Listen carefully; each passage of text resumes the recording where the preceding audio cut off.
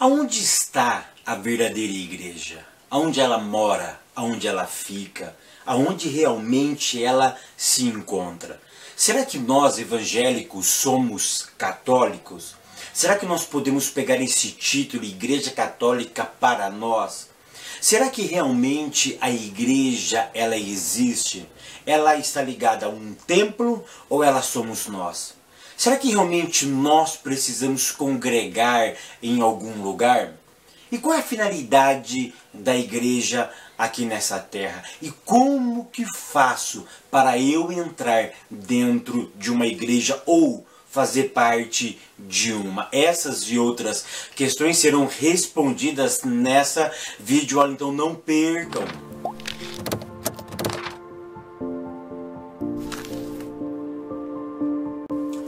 A paz, queridos, que bom estarmos aqui novamente no nosso programa semanal da Escola Bíblica Dominical para darmos sequência à nossa série de estudos bíblicos baseado no tema A Razão da Nossa Fé. Assim cremos e assim vivemos. Hoje chegamos na lição de número 8 e graças a Deus pela lição de número 8 que ela realmente está imperdível. Por quê? Hoje nós vamos falar sobre a Igreja de Cristo, mais um tema teológico, mais um tema bíblico, mais um tema que vai levantar a nossa espiritualidade, que nós vamos nos aprofundar um pouco mais nas verdades sagradas. E é muito bom estarmos aqui novamente para juntos aprendermos a santa e bendita palavra de Deus. Então, lição de número 8, que tem como título a Igreja de Cristo. E a leitura bíblica em classe se encontra na primeira carta de Paulo aos Coríntios, capítulo de número 12, do verso 12 ao 20, e depois do verso 25 ao verso de número 27. Então hoje nós vamos estudarmos o conceito de igreja. Você já parou para pensar o que é igreja? Ontem, o meu filho menor ele estava tomando banho, o Pablo, e ele vai fazer 12 anos. E ele disse para mim: pai, como que eu sei que a nossa igreja é a verdadeira? O conceito dele, para ele, de igreja não é Assembleia de Deus, Presbiteriana, Batista, que ele não tem essa noção ainda, o que é pentecostalismo, o que é uma igreja tradicional, ele não tem essa nomenclatura ainda, esse conceito, o que são os neopentecostais. Para ele não existe isso ainda, para ele existe crente, para ele existe evangélico. E a pergunta que ele me fez é: como que eu sei, pai, que os evangélicos estão certos? Porque os espíritas, será que eles não estão corretos? Será que eles não estão agindo de forma certa? Como que eu sei que nós somos o certo? E aí nós conversamos um pouquinho e eu confesso que realmente é uma pergunta muito, muito difícil, ainda mais para explicar para o menino de 11, 12 anos de idade. Mas hoje nós vamos falar um pouquinho sobre a igreja, o conceito da palavra igreja. Essa matéria, ela é conhecida no meio acadêmico como eclesiologia, tá? Eclésia, tá? É uma palavrinha grega que significa assembleia. Pode significar ajuntamento de pessoas, e logia, ou seja, é o estudo de um ajuntamento de pessoas. Então esse ajuntamento de pessoas nós estudamos e nós denominamos ele como igreja. Então eclesiologia é o estudo da igreja. E se você quiser se aprofundar ainda mais em teologia, eu estou deixando aqui em cima um link do curso de teologia online, onde você pode estudar teologia de qualquer lugar do país e do mundo. É isso mesmo, você pode estudar teologia na sua casa, no seu trabalho. Esse curso, queridos, ele é um curso completamente online. Você paga esse curso, tá? Pelo curso de teologia, e você ganha mais 2 outros cursos. Você ganha o curso de capelania e o curso de orador, de oratório. Então é realmente imperdível. E você pode dividir o curso ainda em até 10 vezes, tá? Então é realmente imperdível esse curso. E você pode fazer todos os downloads de todas as matérias, colocar no seu tablet, no seu celular, enfim, você terá um compêndio profundo na palma da sua mão. Então hoje nós vamos estudar o tema igreja, e nós vamos focar no significado e nos elementos figurativos, eu posso dizer assim. Por quê? Nós não vamos falar aqui sobre liturgia de culto, tá? Não entra nessa questão na sua aula, tá? Ou seja, de forma profunda, embora o nosso autor vai tocar um pouquinho sobre o conceito de adoração, por exemplo, mas o sistema litúrgico, como que funciona um culto, não será explicado aqui. Como que vai ser governada uma igreja?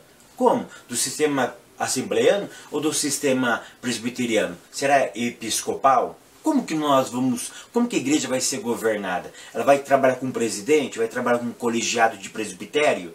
Tá? Então, isso não vai ser abordado na nossa lição. Então, isso você precisa ter foco. Nós vamos focar no significado e nos elementos que identificam uma igreja.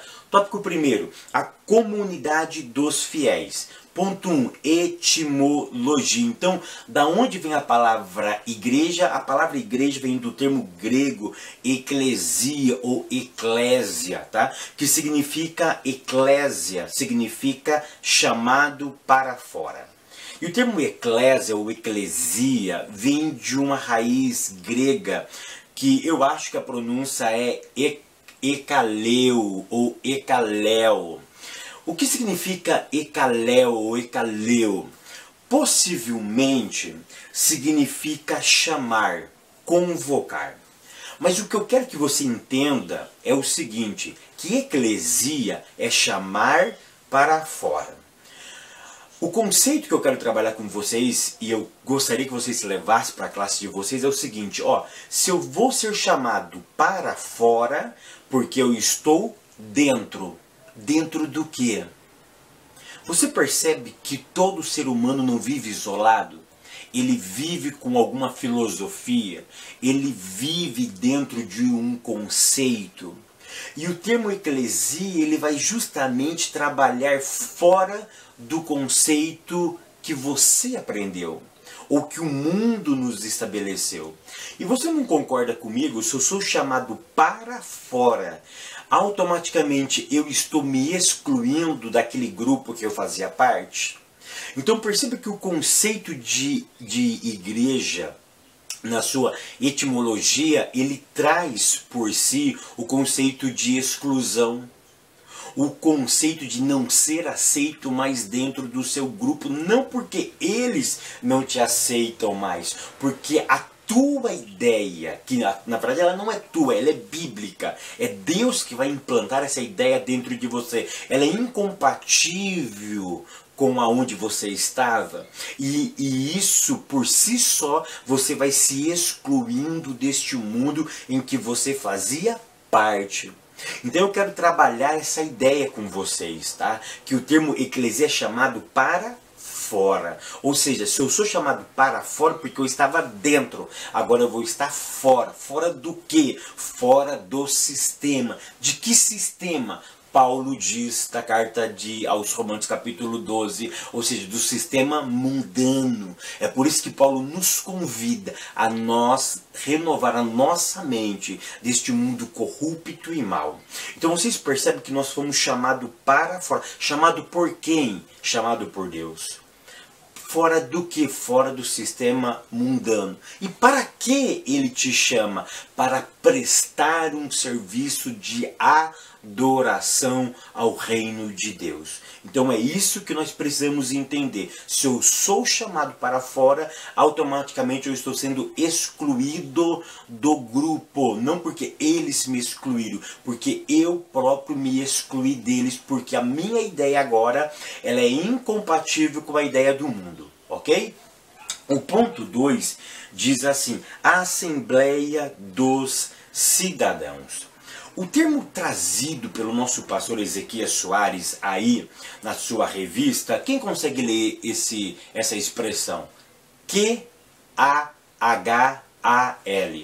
Esse termo é um termo hebraico, tá? E eu quero aproveitar aqui, e se você ainda não fez, eu gostaria de convidar você a fazer o curso de Introdução ao Hebraico Bíblico. É isso mesmo, eu lancei um curso totalmente online, tá? Tá aqui o link aqui em cima, ó. Clica aqui e você vai ter todas as informações do curso de Introdução ao Hebraico Bíblico. São videoaulas aonde eu vou iniciar com você um curso de Introdução ao Hebraico Bíblico. Eu vou te capacitar a você ler e traduzir palavras em hebraico. Então não percam essa grande oportunidade, realmente por um preço imperdível. O nosso autor, ele traz essa palavrinha em hebraico, tá? Essa palavrinha aqui, kahal, ela tem a ideia, ela vem de uma raiz hebraica, que é a palavra kol. Kol em hebraico é voz, ou seja, é o som emitido por uma pessoa. E o termo Kaal, ele traz a ideia de um ajuntamento de pessoas. Mas como que essas pessoas são chamadas? Pelo Kol, pela voz. Ou seja, alguém anuncia, pessoas então vêm para uma solenidade, vêm para um ajuntamento. E qual é a finalidade desse ajuntamento? Inúmeros. Pode ser um ajuntamento para a guerra, para o recenseamento, para uma ideia jurídica, enfim. O Kaal, ele tem a ideia de ajuntar para qualquer tipo de finalidades, ainda assim para finalidades religiosas. É dessa palavrinha aqui, Kaal, que vem a palavra Eclesiastes. No primeiro verso de Eclesiastes fala sobre o pregador, o Coelete. O Coelete, o que significa Coelete? É o pregador, é o anunciador, é aquele que usa a sua voz para falar dentro de uma assembleia, dentro de uma Kaal. Então isso é muito interessante. Então, olha só. A igreja, ela tem essa ideia também de ser uma Kaal, um lugar para se ajuntar e aonde alguém faz um pronunciamento. E é claro que esse pronunciamento ele tem que ser bíblico. É daí que vem a ideia de Paulo, que a fé vem pelo ouvir e ouvir a palavra de Deus. Teve um teólogo que ele disse que esse versículo poderia ser traduzido da seguinte forma: a fé vem pelo ouvir e ouvir uma pregação acerca de Cristo. É por isso que os nossos cultos, eles têm que ser cristocêntrico. Cristo tem que ser o centro do nosso culto. O ponto 3 diz assim: o significado antes de nós entrar no ponto 3, olha que interessante, Kaal, ou algumas pessoas vão falar Kahal, né? Mas esse R tem que ser muito fraquinho, né? Então nós preferimos pronunciar Kaal, tá? Nós engolimos esse H para ficar um pouco, para nós não errarmos a pronúncia mesmo, tá? Mas a ideia que eu queria que vocês levassem para a classe é o seguinte: se Kaal tem a ideia de ajuntamento para uma finalidade, qual tem sido a minha finalidade quando eu me ajunto com outro irmão? Quando vocês vão para a igreja de vocês, qual é a finalidade do seu ajuntamento? Vocês se ajuntam para quê? Para discórdia? Para briga? Para ficar reparando a roupa da irmã? A roupa de quem? Para ver se o pregador pregou dentro da oratória, dentro da homilética, da hermenêutica? Embora tenha umas pregações que são horríveis mesmo, né? Dói a minha ignorância, né? Mas você percebe, se o cerne do seu culto for reparar coisas, está perdendo sentido, está perdendo foco. O objetivo da vida cristã, que nosso ajuntamento tem que ter uma única finalidade. E qual é? Adorar.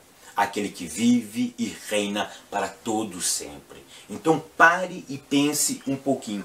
Qual tem sido a nossa intenção de ir para o culto? Uma outra ideia que eu estava me esquecendo, e eu vi agora aqui no meu tablet, que a palavra Ka'al, ela pode significar também uma ideia reflexiva. Ou seja, eu ajunto um grupo de pessoas para refletir sobre algo. Será que os nossos cultos, os nossos ajuntamentos, ele tem sido reflexivo? Ele tem levado nós a refletirmos, a sermos pessoas melhores, pais melhores, mães melhores, filhos melhores, cidadãos melhores, empregados melhores, patrões melhores, empreendedores melhores, seres humanos melhores? Será que nós temos realmente levado a uma reflexão dentro das nossas comunidades? Então nisso eu gostaria que vocês pensassem um pouquinho e levassem para a classe de vocês. Ponto 3. O significado da expressão Santa Igreja Católica. Você é católico? Deus me livre, guarde. Meu menorzinho já aprendeu, né? O Bertano é católico. E você? Sou evangélico, né? Eu sou evangélico, você é católico, né? Será que esse termo católico, ele é tão ruim assim, onde as pessoas, os evangélicos, não gostam de ser chamado católico, né? O que significa a palavra católico? Vamos no popular. Católico significa universal. É isso mesmo. Católico não é um palavrão. Católico não é uma heresia. O termo católico significa universal, tá? Basicamente significa isso. Então nós, olha só o que eu vou dizer. Eu sou de uma igreja católica. Olha que contraste tem no nome dessa igreja. Olha que discrepância. A igreja tradicional, a igreja católica, ela tem no seu próprio nome. Ela chama Igreja Católica Apostólica Romana. Igreja chamada para fora. Católica universal. Ou seja, universal. Mas por que romana? Se for a discrepância, católica universal, não poderia ter romana. Porque romana tem a ideia da igreja estar em um local específico. A igreja não está em um local específico. A igreja, ela é universal. Ou seja, ela está em todos os lugares. Ou melhor, em todos os lugares existe a igreja de Deus, a igreja de Cristo, tá? Então, olha que interessante, no seu próprio nome já tem uma discrepância, uma discórdia, tá? Mas enfim, eu posso ser chamado católico? Eu posso ser chamado católico, porque eu faço parte da Igreja Universal. O problema é que eu não sou romano, porque a minha igreja, ela não está oriunda de Roma. Ela não está naquele local. Ou seja, daquele local não emana toda a verdade. Então o termo católico, que eu quero que vocês entendam, é o seguinte: o termo católico significa nada mais ou nada menos do que universal. Porque a ideia, olha que interessante, o primeiro homem a cravar esse nome Igreja Católica foi Inácio. Inácio, ele era bispo em Antioquia e ele cunha esse nome. Mas sabe o que eu acho super interessante? Que naquela época não existia ainda o que? As divisões. Essa ideia que eu acho assim super interessante.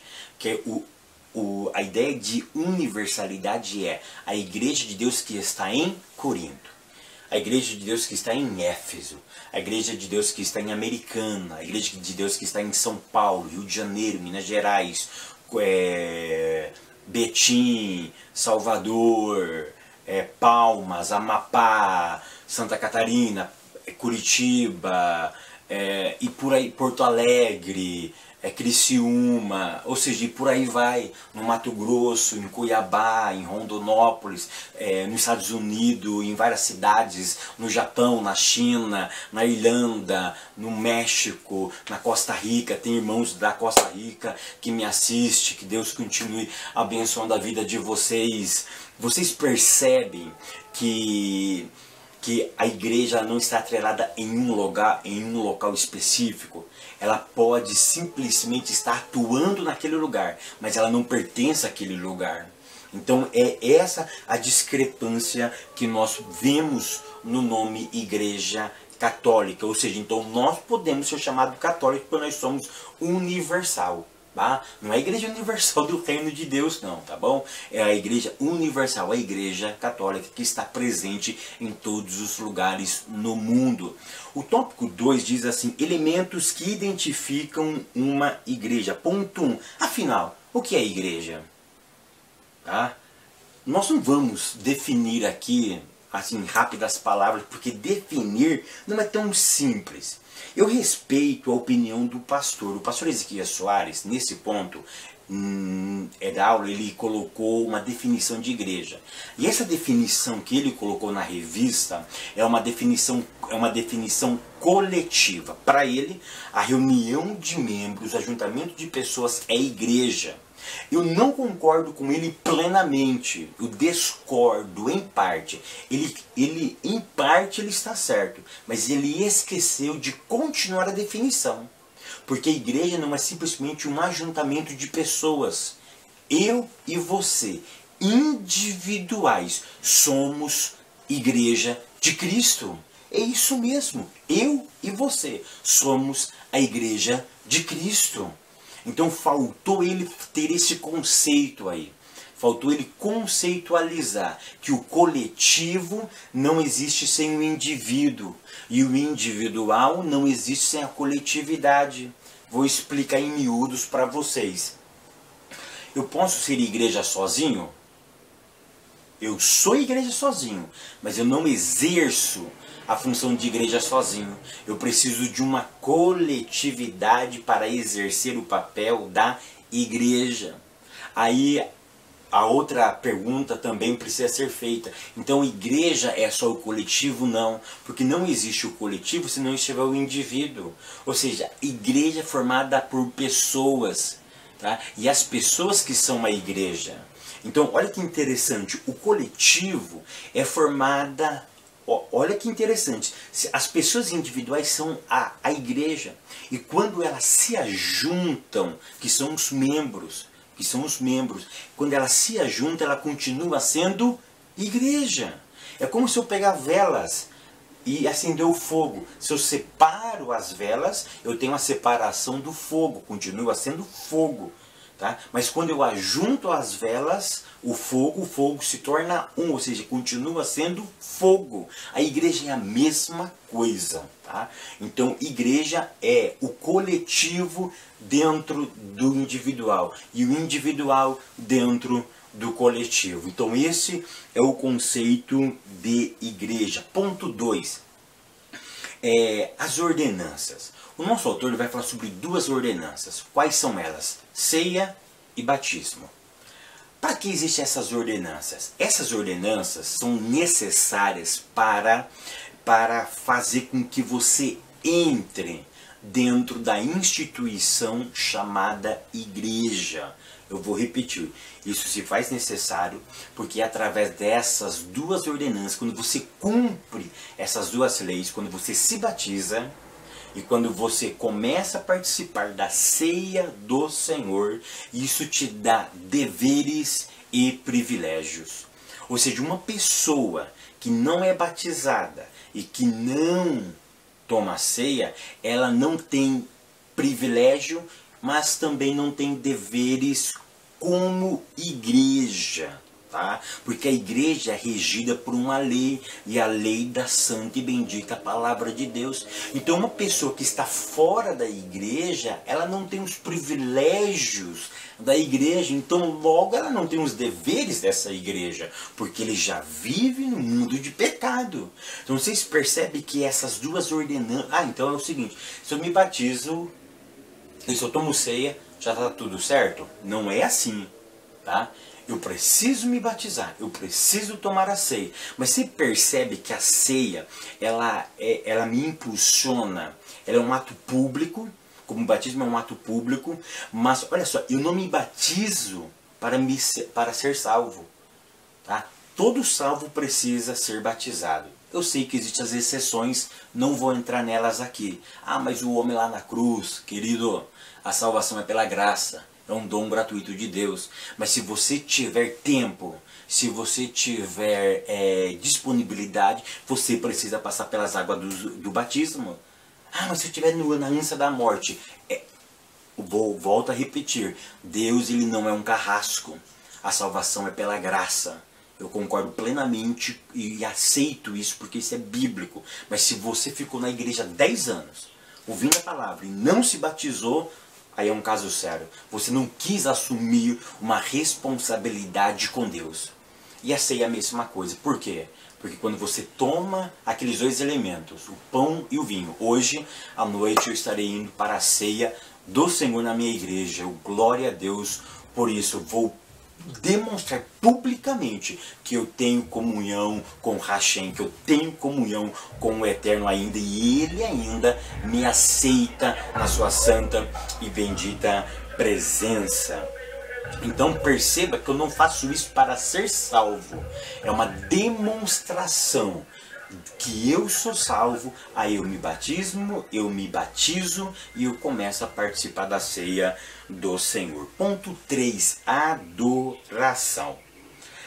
Nesse ponto eu quero salientar o seguinte, que a nossa reunião, ela é exclusiva. Lembra que eu falei bem no comecinho, tá? Do Kahal ou do Kahal, que significa ajuntamento. Esse ajuntamento tem que refletir. E aí o nosso autor vai falar sobre adoração.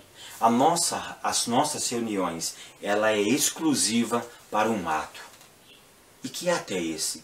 Adorar a Deus em espírito e em verdade. O problema é que o nosso ajuntamento hoje, ele está esquecendo um pouquinho o ato de adoração e está fazendo um culto ao homem.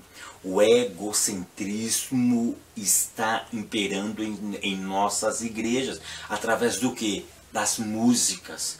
As músicas, quase todas elas, são direcionadas para quem? Para mim, para você. Você vai vencer, você vai prosperar, você vai isso, você vai conseguir, você. E a Bíblia diz que a nossa adoração é para Ele. Ou seja, o meu louvor não é para mim, o meu louvor é para Ele. É dizer que Ele é bom, que Ele é bendito, que Ele é poderoso, que Ele é criador, que Ele é redentor, que Ele é justo, que Ele é juiz, que Ele é santo, que Ele é o provisor, que Ele tem a provisão. Ou seja, a minha adoração tem que ser para Ele e não para mim. E as palavras devem ser palavras bíblicas, pregações bíblicas, cristocêntricas, e não um ringue, e não uma promoção de ringue, que aquele que estão te acusando, aquele que estão te maltratando, eles vão ser penalizados, eles vão ser isso, eles vão ser aquilo, e Deus vai mostrar para ele, Deus vai matar o gigante. Eu sei que Deus faz essas coisas, mas você percebe que o centro e o foco é Cristo. Então a nossa adoração ela deve ser cristocêntrica e não egocêntrica. O ponto 4 ele é muito interessante. A família de Deus. Olha que interessante. Deus está com a igreja e não necessariamente no templo. Olha que interessante. Eu disse que igreja, quando eu defini igreja com vocês aqui, eu defini que igreja também somos eu e você. Seres individuais. Olha que interessante. Deus está na igreja e não necessariamente no templo. Eu sei que quando nós nos reunimos, Deus se faz presente, porque a Bíblia diz onde estiver 2 ou 3 reunidos em nome dele, ele se faz presente, tá? Ou seja, essa reunião, ela tem um objetivo de glorificar a Deus, então ele se manifesta.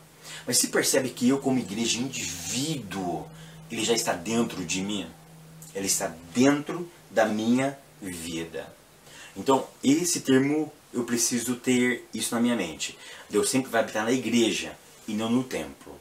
Uma outra coisa muito linda que eu achei nesse tema é o conceito da palavra, do termo casa. O termo casa ele é profundo. Por quê? Casa traz o que? Tranquilidade. Quando você fica muito tempo longe da sua casa, você não fica inquieto, você não fica meio jururu, você fala, nossa, eu queria estar em casa eu posso tirar o sapato, em casa eu posso deitar no sofá, em casa eu tenho cumplicidade, em casa eu fico à vontade, porque é a tua casa. E olha que interessante, a Bíblia diz que nós somos casa de Deus. Ô irmãos, isso é profundo. Sabe o que isso significa? Que na minha vida Deus quer ter liberdade. Na tua vida Deus quer ter liberdade. Ele quer se sentir tranquilo. Me entenda o que eu vou dizer. Me entenda. Quando Deus sai da minha vida, ele fica inquieto.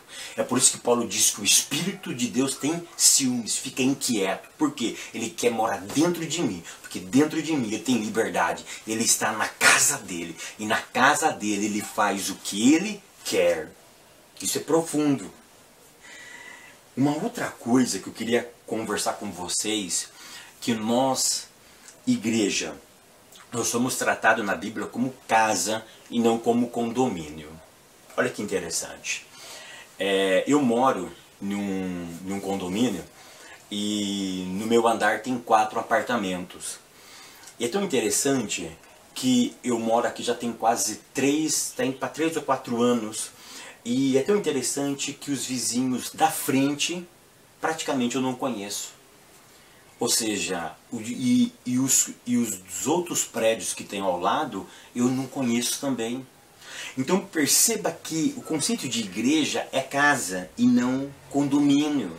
Porque casa é onde você tem comunhão, onde todo mundo senta na mesa, troca ideia, troca informação.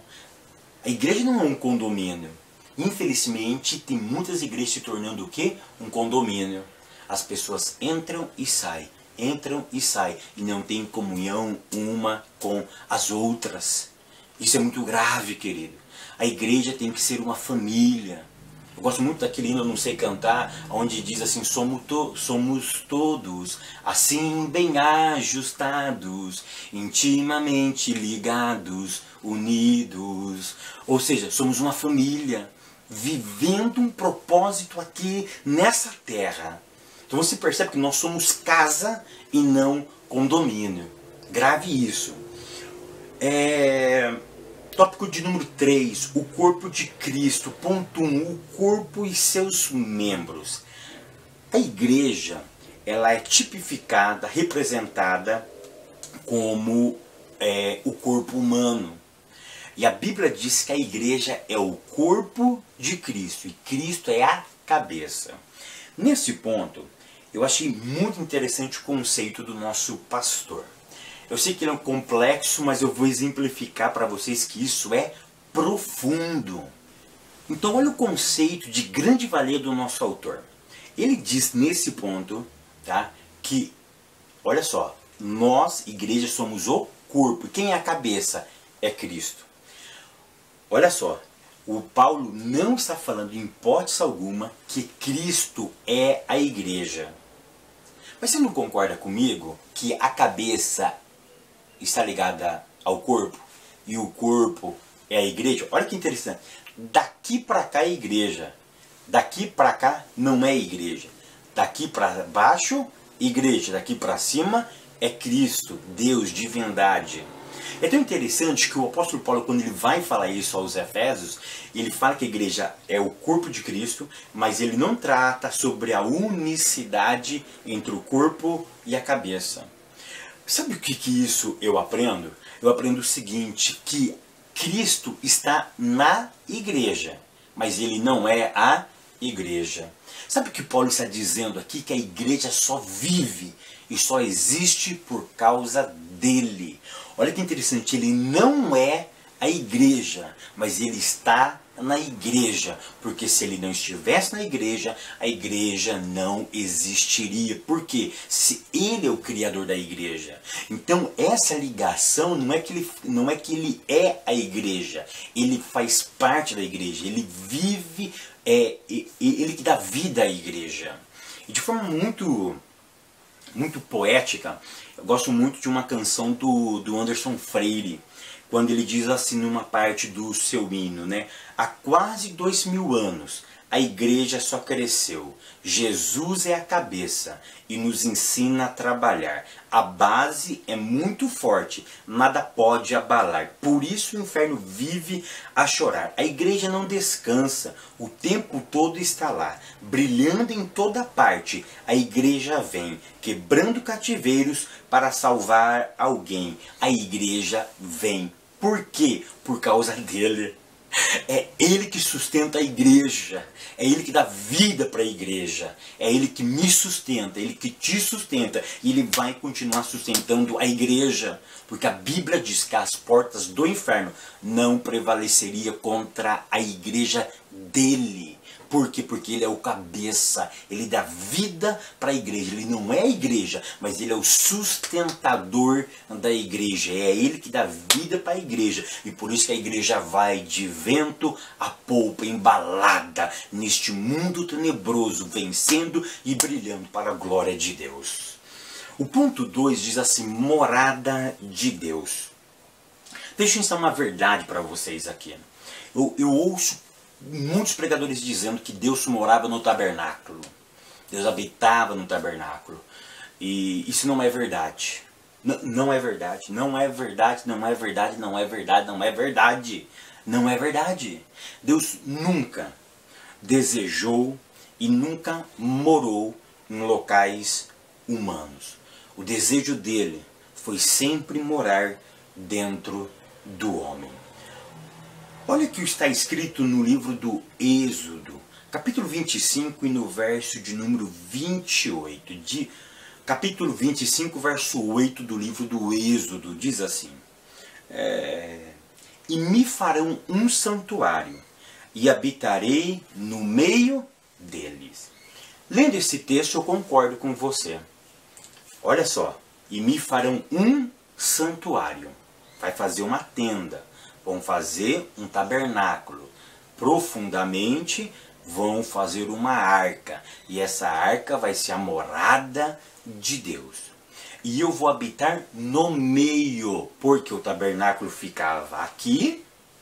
E as pessoas ficavam em volta. Deus morava no meio deles. É isso que está dizendo o texto. Por isso que é muito importante nós estudarmos o hebraico bíblico para nos aprofundarmos nas suas grandes verdades. Esse texto, ele poderia, no original ele é escrito assim, ó, da seguinte forma: e me farão um santuário, e habitarei dentro deles. Não é no meio deles. A palavra aí é Betohan, ou Betorhem, ou seja, significa dentro deles. Betorhem significa dentro de. Mas dentro de quem? Não dentro do tabernáculo, mas dentro deles. O nosso tradutor foi muito infeliz quando ele usou a palavra meio. A palavra Betorhem ou Betorham significa dentro de. Ou seja, Deus fez um tabernáculo, não para morar dentro do tabernáculo. Se nós lermos o livro do Êxodo, capítulo 29, vai trabalhar a mesma ideia. Deus queria morar dentro do homem. Deus nunca habitou em templos feitos por mãos de homens. Paulo dizia isso, porque Paulo era rabino. Paulo entendia do hebraico, ele falava hebraico. Ele não estava afirmando que Deus morava dentro de coisas. Ele disse que Deus nunca quis morar dentro de coisas, mas ele quis sempre morar dentro do homem. Ele queria ter o homem como a sua morada. Então vocês conseguem perceber que Deus sempre quis morar dentro do ser humano. Mas e o tabernáculo? Nada mais ou nada menos era representatividade, tá? Era lembranças, eram coisas para simbolizar, mas o desejo dele, como está escrito aqui, a Bíblia não mente, Êxodo 25, verso 8, e me farão um santuário e habitarei dentro deles. Pega um meio, coloca entre parênteses, escreve dentro. Dentro de quem? Dentro do ser humano. Por isso que é importante estudarmos hebraico. Ponto 3. Os membros do corpo. Tá? Aqui o nosso autor, eu vou deixar tudo no meu blog, tudo escritinho. Essas 3 versões estão no meu blog. O que o autor está querendo dizer aqui é o seguinte, que todos esses textos nos afirmam uma única verdade, que quem nos une, tá, como igreja, é obra exclusiva do Espírito Santo de Deus. Quem faz a união, seres humanos, judeus, não judeus, quer escravo, quer livre, ou seja, não importa a sua racionalidade, não importa a sua cor, não importa a sua raça, não importa se você é preto ou é branco, se você é rico ou é pobre, se você é sábio ou ignorante, aonde você nasceu. Tá? Como dizia antigamente, país de primeiro, segundo e terceiro mundo, né? Hoje é país desenvolvido, subdesenvolvido ou em desenvolvimento, enfim, não importa. O que importa é que um mesmo ser que não tem um olhar de acepção de pessoa, ele junta todas essas pessoas, independentemente da sua originalidade, e une em um único ser, e faz isso virar a sua noiva, aquilo que vai ser entregue para ele, chamado Igreja de Cristo, a Igreja de Deus. Então o que o nosso autor está dizendo aqui é que quem faz essa união se chama Espírito Santo de Deus. E uma outra coisa que o nosso autor nos ensina aqui de forma muito profunda é a ilustração da igreja como o corpo. Aqui o corpo não é como um todo, mas são os seus membros separados. Tá?